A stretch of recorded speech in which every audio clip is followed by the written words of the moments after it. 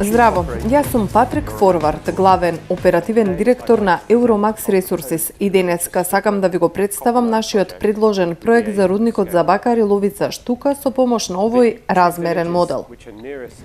Двете села што се најблиску до проектот се и Ловица и Штука, и истите се надвор од моделот што го представуваме на оваа страна овде, на околу 3 километри од најблиската инфраструктура на проектот. Би сакал да го представам проектот преку објаснување на процесите што ќе ги вклучиме во експлоатацијата и да објаснам зошто сметаме дека овој проект ќе биде безопасен. Ке започнеме со самата експлоатација. Таа се изведува во оваа област која секако се карактеризира со вдлабнатост на ридскиот дел. Погледот до овде од селата ќе биде заштитен со оваа страна на ридот која што воопшто нема да биде допрена.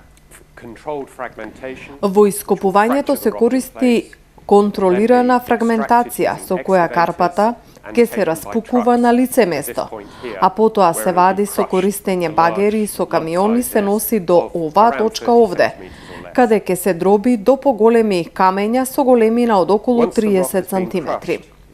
Откако ќе се издроби, карпестиот материјал се пренесува на далечина од околу 1,5 км преку транспортна лента.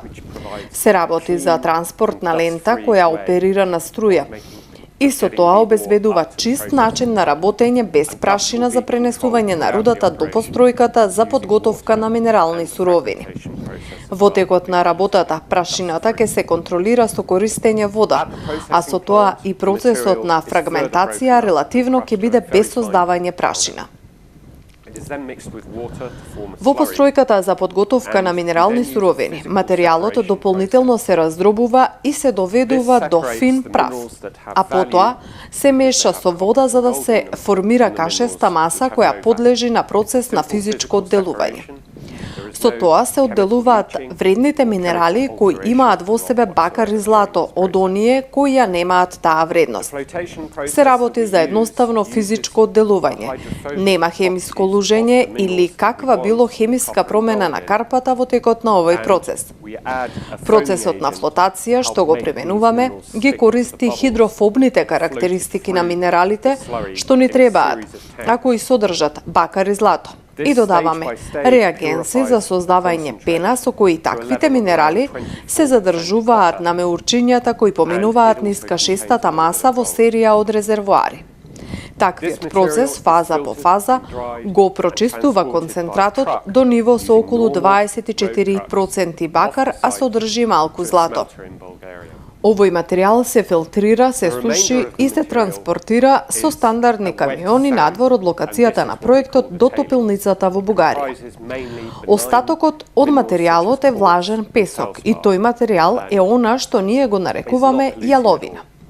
Главно вклучува безопасни минерали какви што се кварц и фелцпат и воопшто не е загадувачки. Тој материјал ќе се депонира во долината на Штучка река во хидројаловиштето.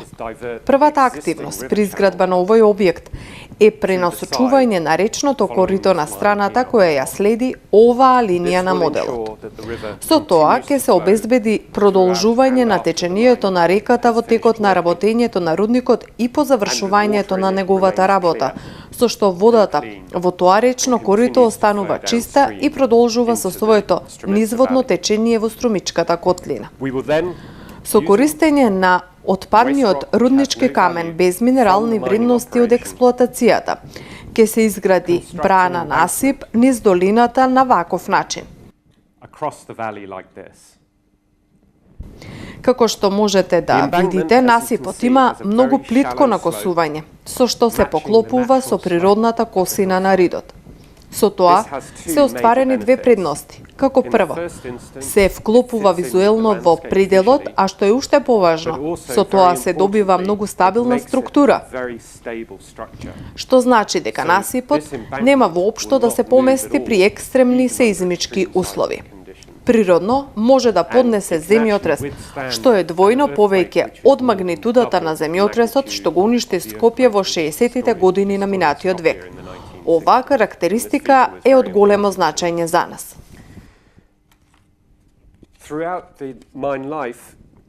Насипот ќе се зголемува во текот на животниот век на рудникот и финалниот изглед на насипот ќе биде нешто слично на ова. Како што може да видите, плитките на косувања на двете страни се одржуваат со задржување на стабилноста и природниот релјеф што се создава. Влажниот песок што го спомнав, што се создава во процесот, се депонира зад насипот, а тоа е представено со оваа површина овде. Влажниот песок постепено ќе се суши и ќе се формира цврста подлога која ќе биде стабилна и која повторно може да се засади со растенија и друга вегетација. This wet sand will gradually dry out and forms a very solid surface which will be stable and can be replanted and revegetated. По затворањето на рудникот, самиот насип може повторно да се пошуми, а и јаловината може да се обнови со растенија за да се врати природната вегетација. Водата од јаловината до тогаш веќе ќе биде искористена. Всушност, водата ќе кружи во текот на работењето на рудникот за да се минимизира користењето дополнителни количини вода. Дополнителните количини вода ќе се носат со цевковод од акумулацијата Турија на оддалеченост од околу 50 километри. Со овој цевковод ќе се замени постојниот отворен канал, кој во моментот се соочува со големи загуби вода.